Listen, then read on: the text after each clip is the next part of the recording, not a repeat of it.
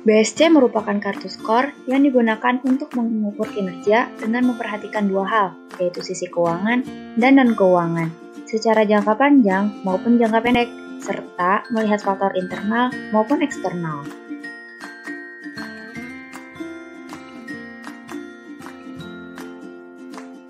Fungsi sistem BSC meliputi yang pertama, memaksimalisasi sumber daya dan potensinya untuk menjalankan kewajibannya, yaitu kinerja organisasi.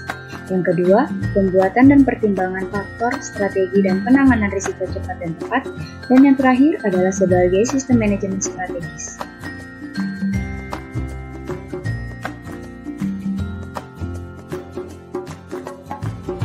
Terdapat 4 perspektif dalam sistem BSC.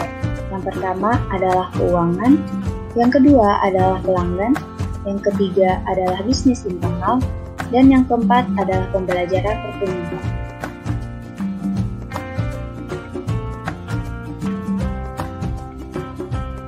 Bentuk suatu kerangka kerja yang meliputi 4 proses manajemen. Yang pertama, menerjemahkan visi, misi, dan strategi perusahaan. Yang kedua, mengkomunikasikan dan mengaitkan berbagai tujuan dan ukuran strategis.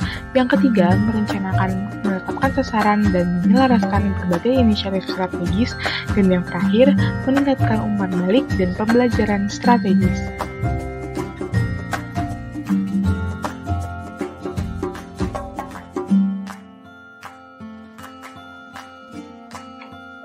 Berikut merupakan kelebihan dari sistem BSC. Yang pertama adalah memotivasi anggota untuk membawa perusahaan menuju ke masa depan. Yang kedua adalah dapat menggiring kegiatan operasional ke arah sasaran finansial. Dan yang ketiga, hanya memperhitungkan faktor-faktor yang dianggap kritis sebagai parameter keberhasilan.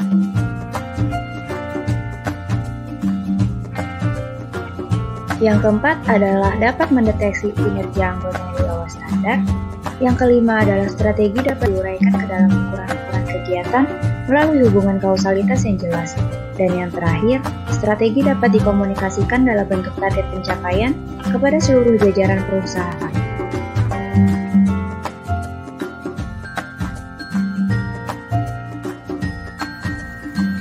Kelemahan BSC yang pertama adalah memerlukan proses yang panjang dalam merumuskan indikator keberhasilan.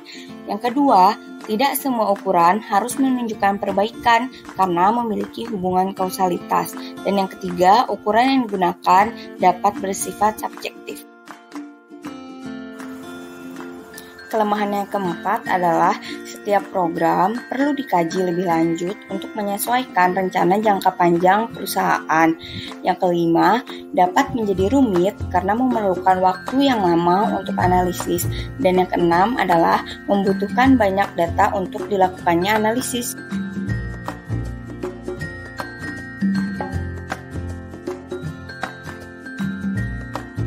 Perspektif keuangan Dinas Kesehatan Kota Bandung menggunakan pendekatan value for money untuk analisis efisiensi dan efektivitas anggaran, dilihat berdasarkan dimensi ekonomis, efisiensi, dan efektivitas. Perspektif pelanggan melihat bagaimana efektivitas kinerja organisasi di sektor publik. Berdasarkan gambar, tangibility menjadi aspek yang memiliki nilai skor yang paling rendah, yang artinya mencakup bukti fisik gedung pelayanan. Selanjutnya adalah perspektif pembelajaran dan pertumbuhan. Pada perspektif ini memandang bahwa sumber daya manusia menjadi hal yang penting dalam pencapaian tujuan organisasi. Pada Dinas Kesehatan Kota Bandung, dimensi yang digunakan untuk mengukur perspektif ini adalah kemampuan dan motivasi. Yang terakhir adalah perspektif proses bisnis internal. Perspektif ini berpengaruh besar terhadap kepuasan dari pelanggan, sehingga dibutuhkan identifikasi untuk mengetahui aspek yang menjadi kebutuhan dan akan memuaskan pengguna. Pada Dinas Kesehatan Kota Bandung, fasilitas dan sumber daya manusia menjadi dimensi yang digunakan untuk mengukur perspektif ini.